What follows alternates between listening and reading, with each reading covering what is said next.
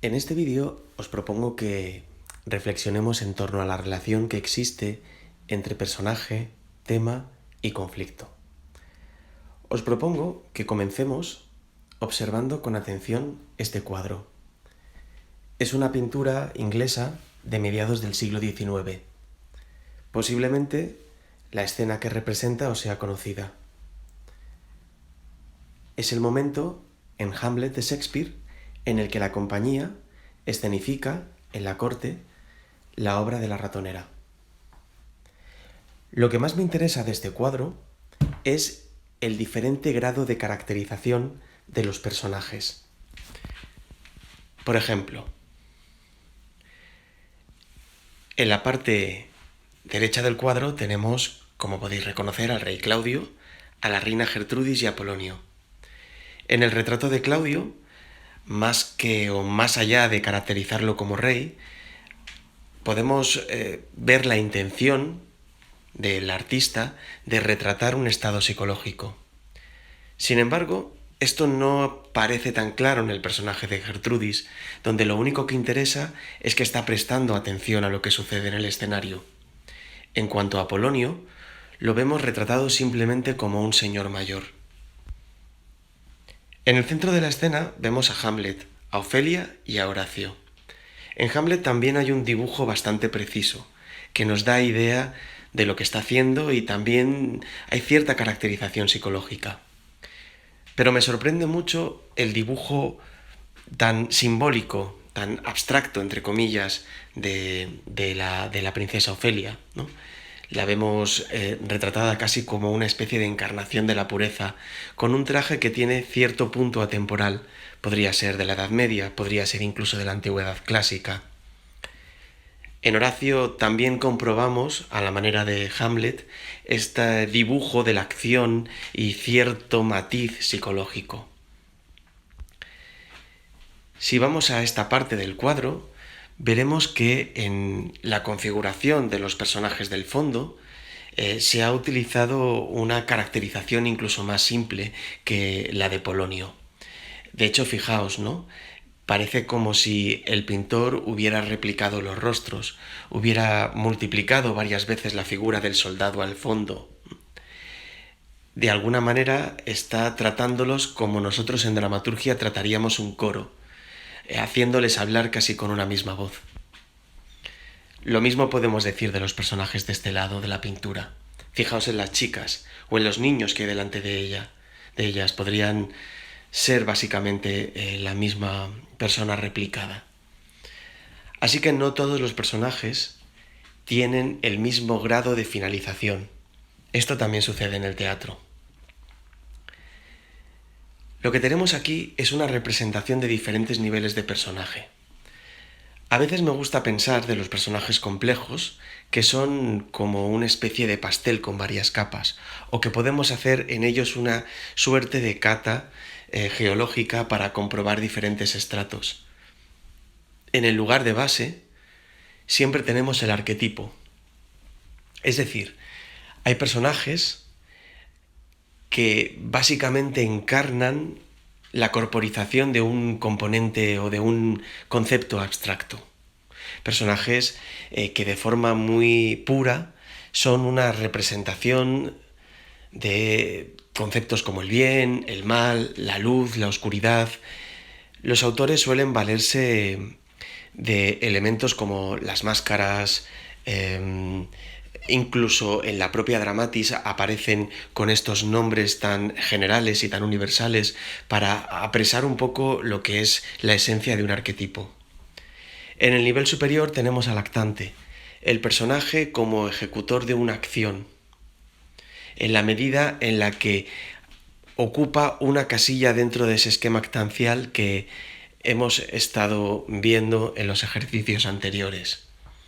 En la capa inmediatamente superior tenemos el personaje como rol social. Es el personaje en relación al universo al que pertenece, cuál es su trabajo, su oficio, su condición como miembro de la sociedad o de la familia a la que pertenece dentro del universo de la obra. En un nivel superior tenemos el carácter, el personaje psicológico, que tiene una construcción más elaborada, del que conocemos sus pasiones, sus emociones y también cómo éstas evolucionan a lo largo de la obra. Y finalmente, en la última capa tenemos al actor, que bueno, es un elemento que sobre todo se trabaja en la puesta en escena, es decir, es el rostro, el cuerpo, que sobre el escenario le pone cara a ese personaje. Como os digo, los personajes más complejos tienen todos estos estratos más o menos activados. Hay personajes más sencillos que solo tienen activado uno o dos, como sucede con los personajes del cuadro.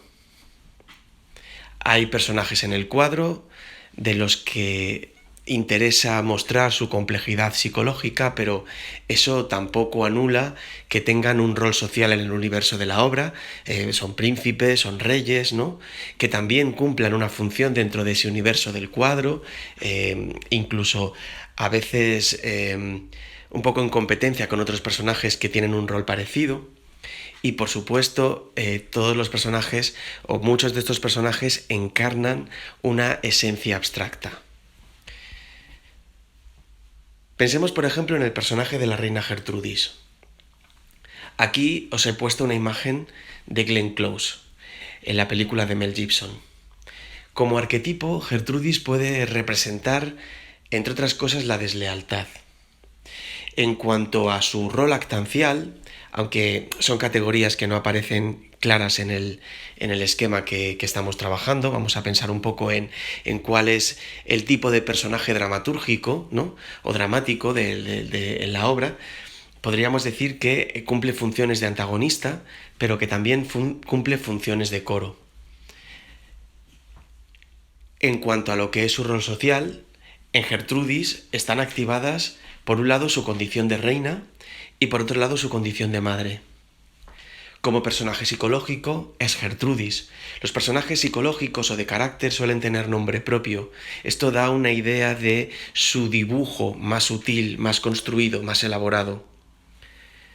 Tendríamos aquí, por tanto, una mujer que siente, que padece, que duda, más allá o por encima de todas esas otras capas que acabamos de ver. Y por último estaría la etapa de lo que es la parte del actor, ¿no? En este caso Glenn Close, que aporta también al personaje algo que tiene que ver con su propia condición de estrella de Hollywood, de actriz con una gran reputación, etc.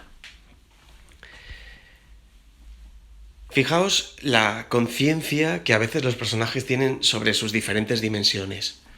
En esta escena podréis leer como en la mitad del cuadro, cuando Gertrudis le pregunta a Hamlet: ¿te olvidas de quién soy? Y Hamlet le dice: no, por la cruz bendita que no me olvido. Sois la reina casada con el hermano de vuestro primer esposo, y ojalá no fuera así, sois mi madre. Aquí Hamlet está dibujando los diferentes roles sociales de Gertrudis, que en la escena tiene o cumple una función, como hemos dicho, de antagonista.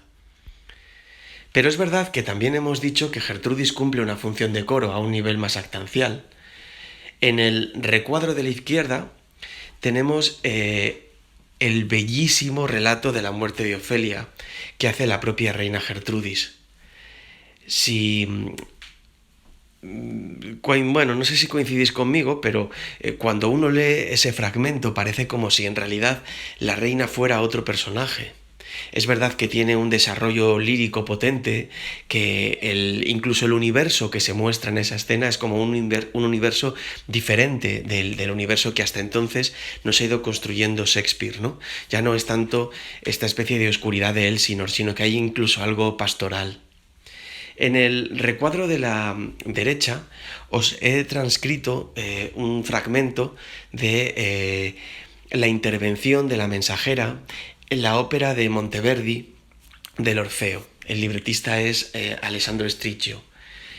Cuando tuve ocasión por primera vez de enfrentarme a la ópera de Orfeo, me sorprendió la familiaridad que encontré perdonad, que encontré entre el universo que plantea esta ópera italiana y el relato de la muerte de Ofelia en Hamlet. Fue quizás una de las primeras veces en las que yo intuí cómo existe esta especie de conexión universal entre los personajes, cómo de alguna manera la reina Gertrudis está encarnando el personaje que en la ópera de Monteverdi hace la mensajera. Está anunciando la fatalidad. Con esto pretendo haceros conscientes de que aquí el personaje de Gertrudis cumple ese rol que tiene más que ver con el coro o con el corifeo, si pensáramos en términos de tragedia clásica. Así que volvemos un poco a este esquema, ¿no? Hay personajes arquetipos, actantes, personajes roles, personajes de carácter y por supuesto luego están los actores que aportan esa apariencia externa. Algunos autores, respecto a esto último, también trabajan la caracterización en sus propias obras, marcando ciertos rasgos físicos del personaje, aunque no siempre es lo más habitual.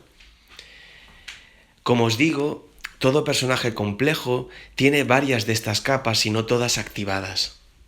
Esto es muy interesante. Deberíamos intentar asomarnos a los personajes para identificar cada uno de estos niveles, ¿no? Porque a cada uno de estos niveles corresponde un tipo de conflicto determinado. Aquí os lo explico un poco con más claridad.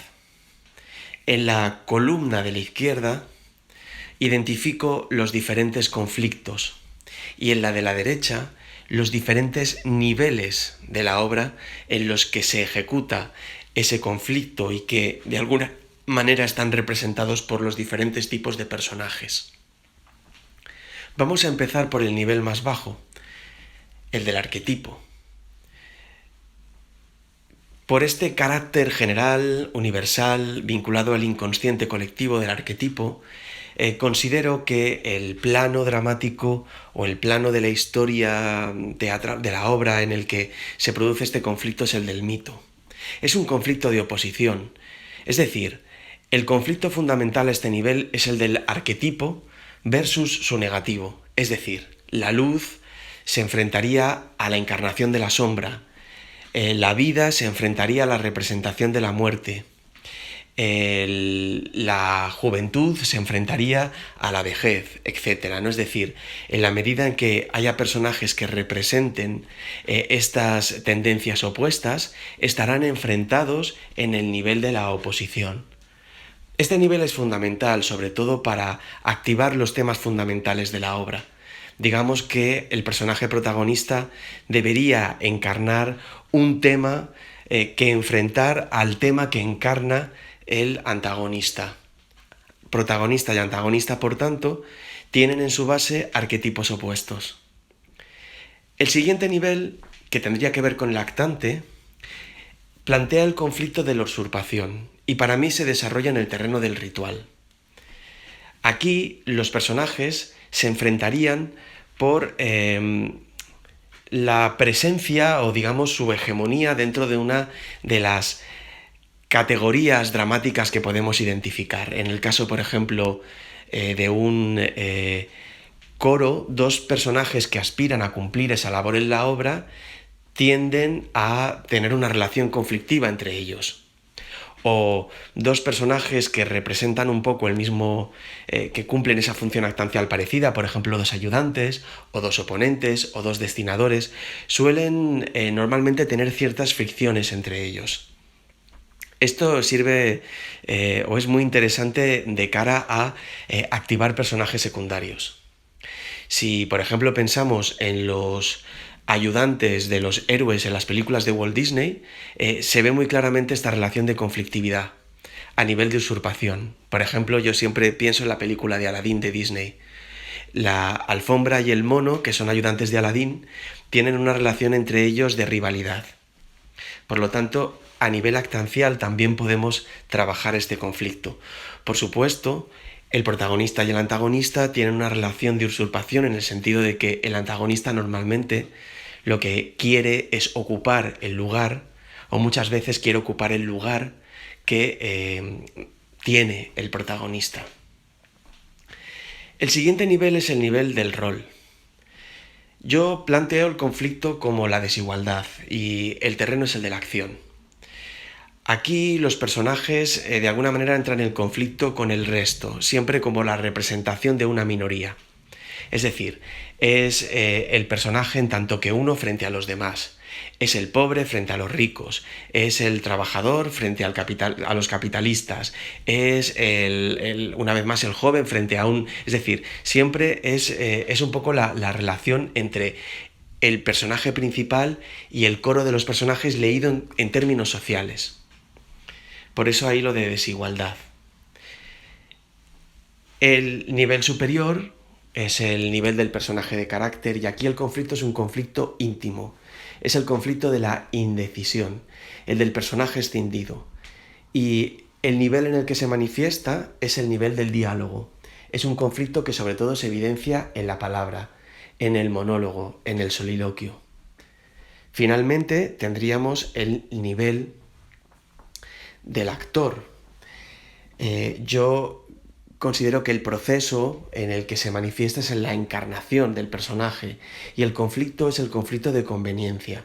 ¿Resulta apropiado este actor o esta característica física que le hemos dado al personaje con la esencia de ese personaje? Es un nivel que, como digo, se trabaja mucho más en la puesta en escena que en el texto dramático en sí, pero que es muy interesante, porque a veces también generamos un conflicto muy poderoso entre el ser y la apariencia. Y no solemos tenerlo muy en cuenta a la hora de crear personajes. Arniches, por ejemplo, hace descansar en esta contradicción la clave principal de La señorita de Trevélez, su obra maestra dentro del género de la tragedia grotesca. Me gustaría que nos diéramos cuenta de que en la historia del teatro han ido primando estos diferentes niveles de conflicto dentro de una secuencia más o menos cronológica. Pensemos, por ejemplo, en el teatro más arcaico, el teatro de Esquilo, donde la lucha es entre arquetipo y arquetipo, la humanidad frente al cosmos.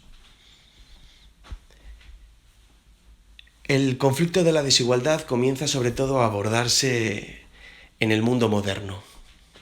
Los personajes de Shakespeare son personajes con conciencia de minoría. Son burgueses que aspiran a crecer frente a un mundo que no los comprende, como es el caso de Iago o en este caso el de la fotografía de Shylock el judío. Es un mundo que nos presenta ese conflicto de desigualdad entre el individuo frente a la sociedad.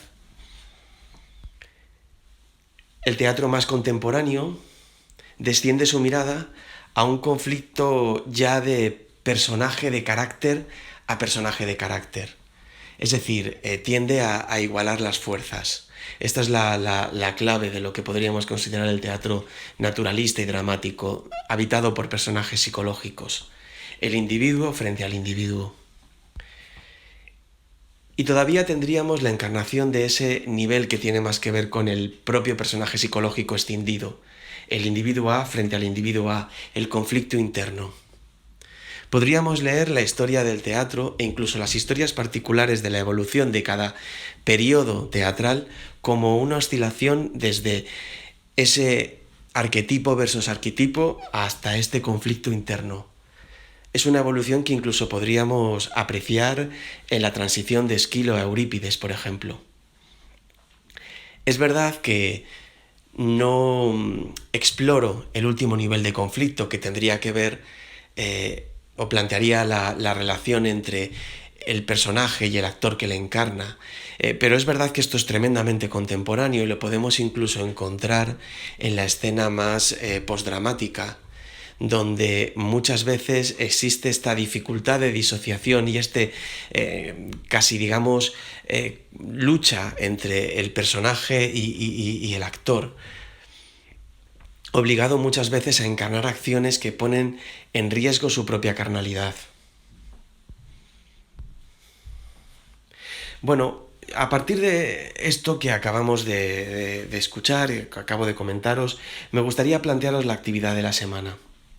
Como veis, os propongo que escojáis un tema, que lo resumáis en una palabra, que encontréis su opuesto para de alguna manera generar un poco la base de ese conflicto de arquetipo versus arquetipo. Es interesante que cambiéis el orden y que aceptéis cuál es el escenario que más estimulante os resulta, ¿no? Muchas veces pensar en una obra que aborda la lucha de la luz contra la oscuridad es diferente si la planteamos como la lucha de la oscuridad ante la luz. ¿Cuál de estas dos posiciones nos resulta más interesante?